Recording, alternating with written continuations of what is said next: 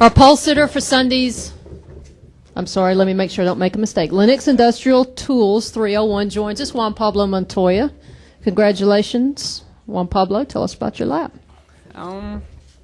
It was a good lap until turn 3 where I got sideways and I got sideways, got on the gas, and I thought they're gonna kill me. And I'm thinking, I'm about to press the button and say, sorry guys, I got loose, and they go, oh, good job.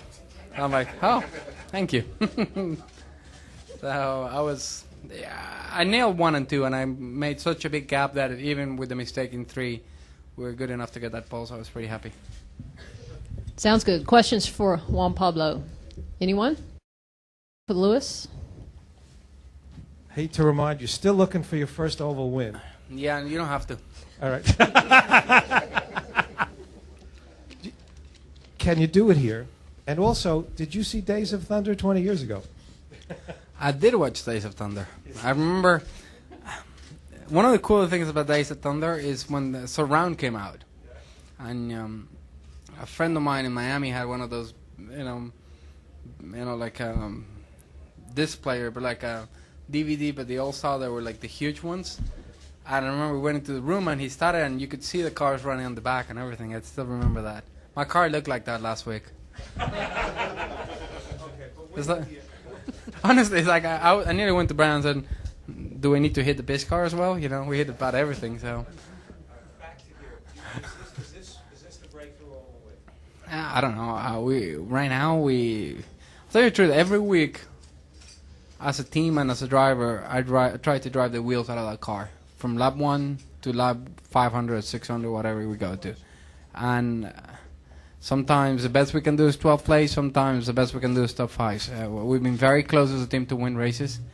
I think last year was too conservative here against Mark Martin, but it was the beginning of the chase.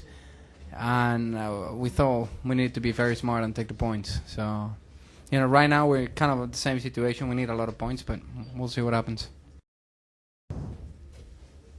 Just 2 questions. One, first of all, did you draw upon that experience you had last year in winning the pole here? And when you got a little bit sideways and made the correction, or how much sideways did you go? I slid like groove, just over a groove, so it was enough to say, oh, you moron, to myself, by the way.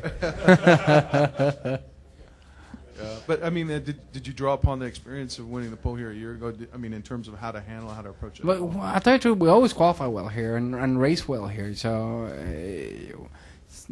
we were pretty good before. Since we started working with Brian, we seemed, in the short tracks, we always seem to run really well. So for some reason here, we just got a lot of speed in the car. That is just nice. Don. There have only been, Dustin brought this up earlier, there have only been 7 different people win races this year. Why is that little pack of guys who have won race, why is that group so small? I don't know. I think the teams are really competitive. And, those are probably, most of them are the best teams. You got, Jamie won Daytona. You got Harvick that won Talladega. And then most of the other guys win multiple races, and it's hard. It's it's so competitive, and when it always comes down to it, you're gonna have to try to beat one of those guys. You know what I mean? And it's not easy. There's guys that do it every week, that run good every week, and when it comes down to it, and you don't have as many chances as they do, it's not as easy. You know what I mean? If you look at the amount of races they don't win, that they made mistakes, is probably less than the chances I get. You know what I mean? So it's what it is. Reed. Reed Spencer with Sporting News. Aside from some of the incidents that have affected your finishes this year and the relative positions in points, how would you assess the way you're running at this point this year versus last year? We're miles ahead right now. I mean, we have more top 10s, more top 5s. It's a race car than what we had last year at this point, But, we had a blown engine. We got together with my teammate. We've been involved in freaking, how many wrecks from other people. it sucks because we've been right behind the wrecks. We're like a row or 2 rows behind where the wreck, and they block the whole track, and right there you're just a passenger. And we had like 7 of those this year.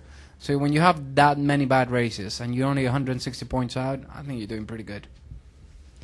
Back to Lewis and then Vega. Yeah. You mentioned Sonoma. Are you comfortable with what the perceived level of aggression is from other drivers this year?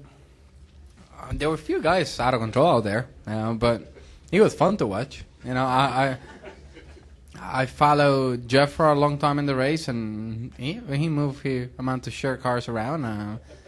But I think for a fan and anybody that watched the race, that was cool. I had fun. To tell you the truth, I had fun. It's like I asked Brian. I don't know who 24 wrecked somebody, and we all bunched up in turn 7. No, before that he wrecked somebody else, and not that I'm implying that, but it was, you know, they hit me. You know, the guy spinning hit me, and then I moved right, and I hit somebody else, and I mean, it was pretty bad. And I go to Brian and I say, "How bad is the car?" And they said, "Have you watched Mad Max?" I said, "Yeah, just like it." So